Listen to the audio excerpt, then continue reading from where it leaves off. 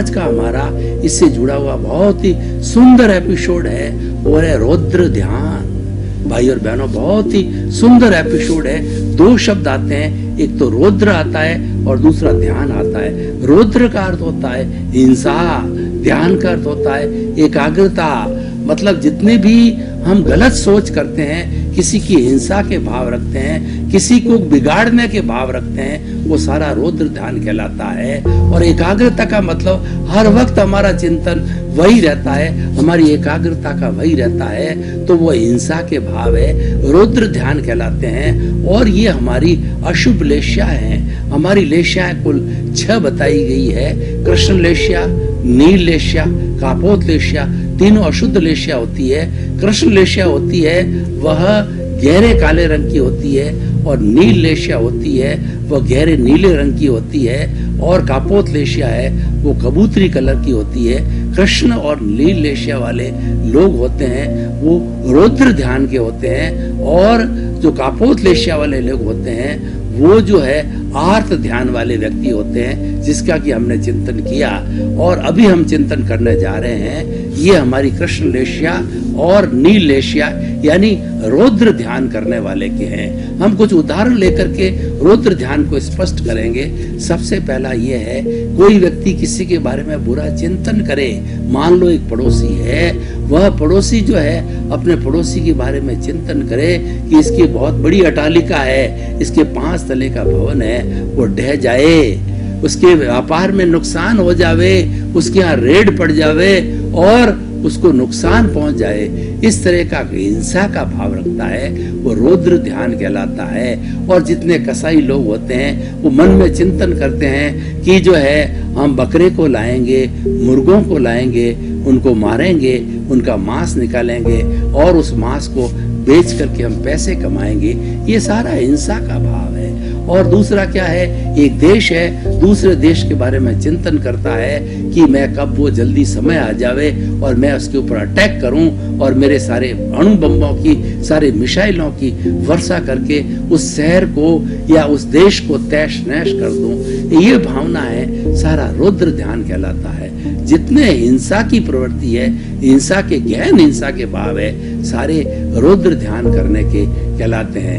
आगे चल करके हम कुछ और उदाहरण लेकर के आपको बताते हैं कि रौद्र ध्यान के द्वारा जो है पंचेंद्रिय वध की हिंसा होती है, किसी के बिगाड़ की हिंसा होती है, किसी व्यक्ति को गिराने की होती है। मन में यह निश्चय करे कि ये सरकार कब गिर जावे और गिर जावे तो हमारी सरकार बन जावे, और उस तरह से ये जो मंत्री है इसके ऊपर कुछ लांछन लग जावे और इस मंत्री को पदभार मुक्त कर दिया जाए। ये बड़ा अफसर है, इसके ऊपर कुछ इस तरीके से भ्रष्टाचार के केस लग जावे और केस लग करके और वह जो है अपने जो है वो पद से च्युत कर दिया जाए, ताकि मैं उस पद पर जो है मैं बैठ जाऊं, क्योंकि मैं उसके सीनियरिटी से नीचे वाले पद पर हूं। ये सारा ध्यान होता है, ये सारा रौद्र ध्यान कहलाता है। रौद्र ध्यान के अनेकों अर्थ होते हैं, और रौद्र है अपने आप में एक नेगेटिविटी है, रौद्र है अपने आप में एक दोष है। ये बहुत बड़े निकाचित कर्मों का बंधन करता है।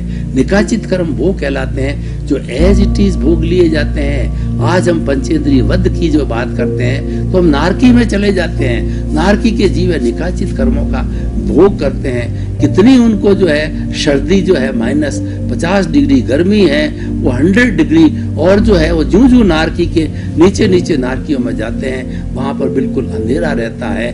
और वो किस तरीके से जो है एक नारकी का जीव है दूसरे नारकी के जीव पर भटकता है और उसको नोचता है और खाता है। ये लड़ाई झगड़ा कलह है, यही काम रहता है उनके, कोई शांति नहीं रहती। हर वक्त कुत्तों की तरह जो है, चंडालों की तरह वो आपस में लड़ते रहते हैं। ये सारा रौद्र ध्यान है। जहाँ पर हिंसा की बात होती है वो सारा रौद्र ध्यान है, और ये ध्यान है भयंकर फल देने वाला होता है, ये गलत कॉज डालने वाला होता है। रौद्र ध्यान करने वाला व्यक्ति अपने जन्म के अंदर ऐसे बुरे कॉज डाल देता है कि अगले वाले जन्म के अंदर जब उसको कर्म फल मिलता है कर्म परिणाम मिलता है तो बड़े निकाचित होते हैं और वो व्यक्ति बहुत बड़ी उलझनों से, बहुत बड़े पापोदय से गुजरता है और उसको कई यातनाएं झेलनी पड़ती है, कई दुखों को सहन करना पड़ता है, पैसे की कमी आ जाती है, घर में कलह हो जाती है, कोई प्रेम नहीं रहता है, कोई उसको लाइक नहीं करता है और वो व्यक्ति डिप्रेशन में भी चला जाता है। उस व्यक्ति का बहुत बड़ा नुकसान हो जाता है, वो कर्मों को भुगतता है।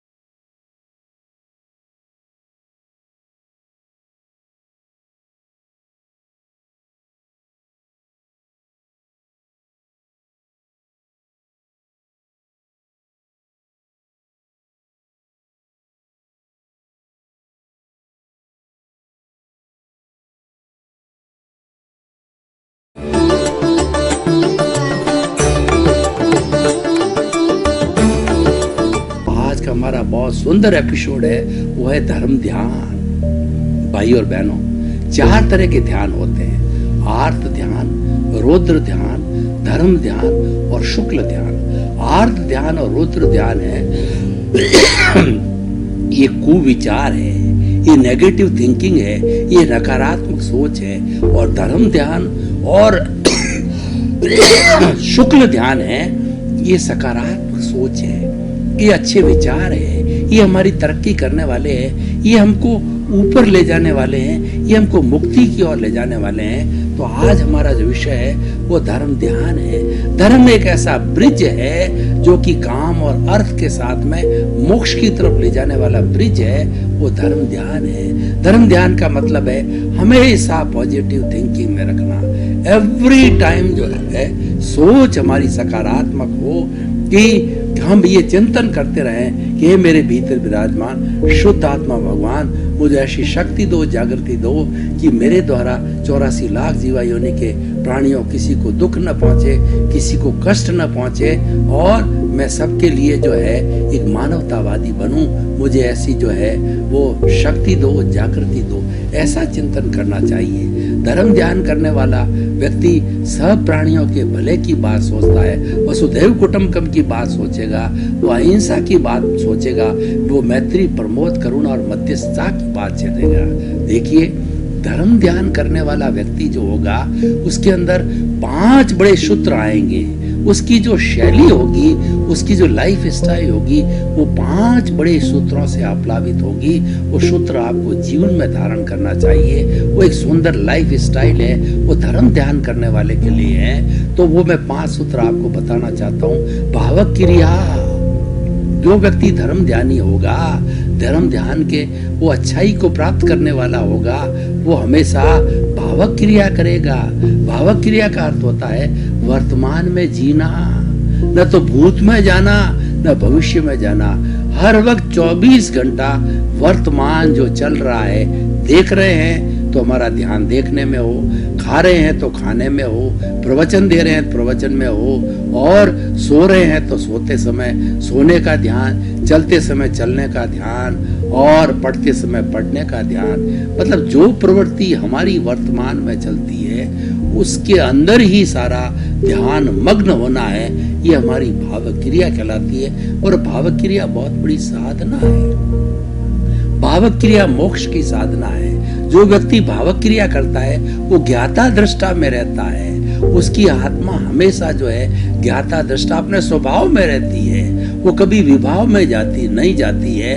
भावक क्रिया हमको जब स्वभाव में रखती है तो हमारे कर्मों की निर्जरा बड़ी फास्ट स्पीड से होती है। जब हम ज्ञाता दृष्टा भाव में रहते हैं, जब भावक क्रिया में रहते हैं, हम देखने लग जाते हैं तो हमारा कर्म शरीर को जो हम देखने लग जाते हैं तो धीरे धीरे वो कर्म शरीर डिसअपियर होने लग जाता है, उसकी निर्जरा होती है। और भावक क्रिया ज्ञाता दृष्टा भाव आते ही फास्ट निर्जरा होती है। फास्ट निर्जरा से कर्मों का झरना तेज होता है, वो झरण करने लग जाता है और कुछ ही समय के अंदर हमारा कार्बन शरीर धुंध लिया जाता है और कुछ ही भवों के अंदर भावक क्रिया करने वाला व्यक्ति सिद्ध बुद्ध और मुक्त हो जाता है। तो भावक क्रिया बड़ी साधना होती है। भावक क्रिया का अर्थ होता है जो भी कार्य करो वो वर्तमान में रह करके करो, यानी वर्तमान में जीना भावक क्रिया है। ये धर्म ध्यान करने वाले व्यक्ति का गुण है, ये उसकी लाइफ स्टाइल है, उसका जो है एक ऐसा घटक है जिसका वो जीवन जीता है। दूसरा, प्रतिक्रिया विरति।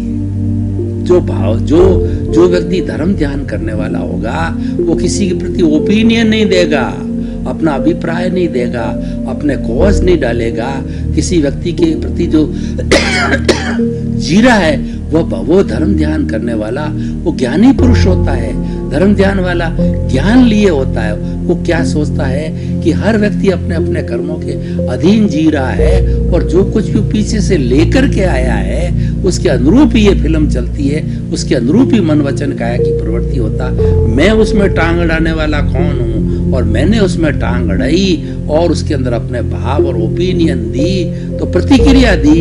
प्रतिक्रिया करते ही जो है मेरे नए कर्म बच जाएंगे और वो आने वाले समय के अंदर वही कॉज जो कर्म फल कर्म परिणाम के रूप में मेरे को सुख दुख की अनुभूति कराएंगे।